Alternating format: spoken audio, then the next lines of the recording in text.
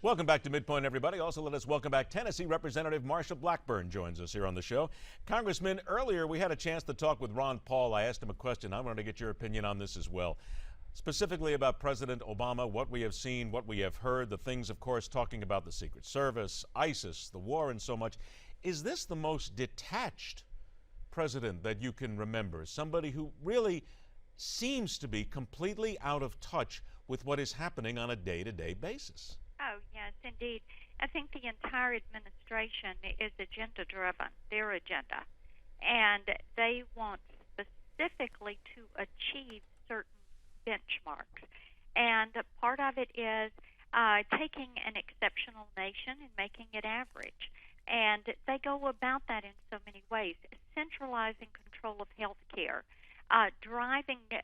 nationalizing portions of the economy through regulation, driving businesses out because of increased litigation.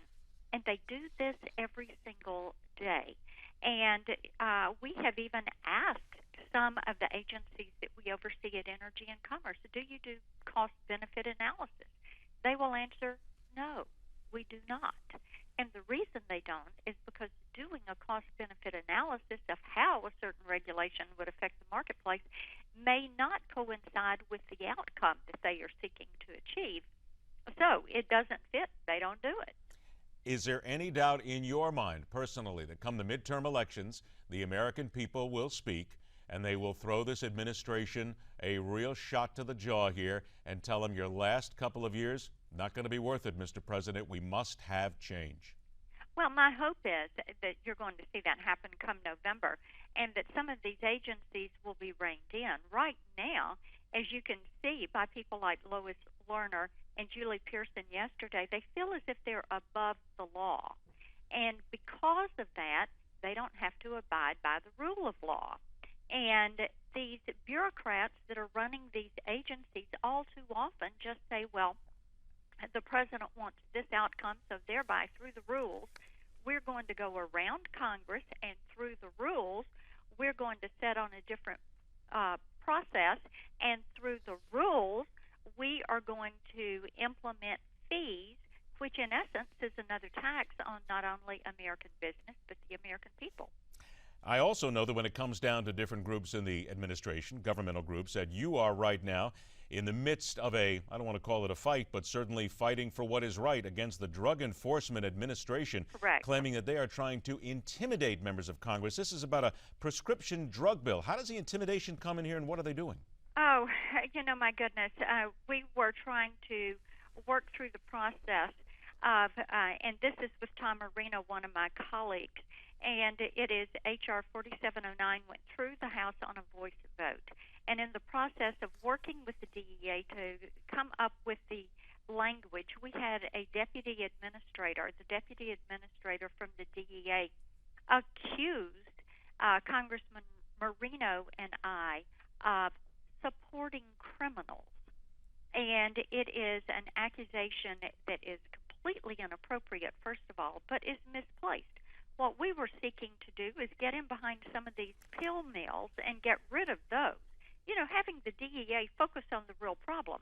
And if there was a pharmacy, a legitimate pharmacy, that is a compounder or is distributing, and that they would have the opportunity to bring an action that had been taken that was outside of the law back into within the law.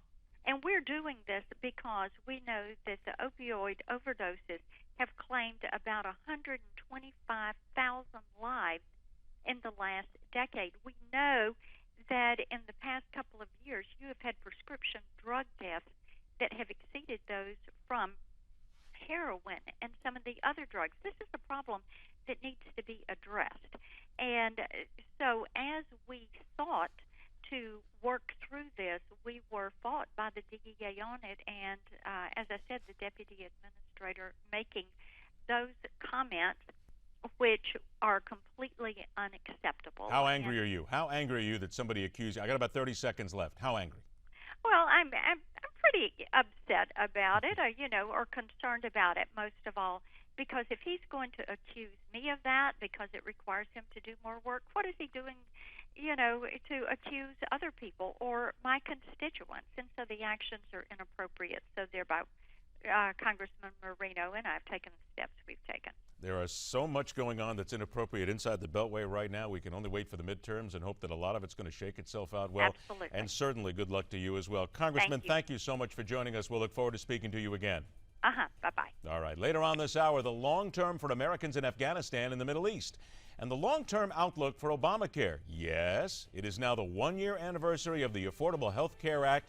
Some people saying, works great. Others say, are you serious? We'll talk to Nick Tate on that and a whole lot more when we continue right here on Midpoint.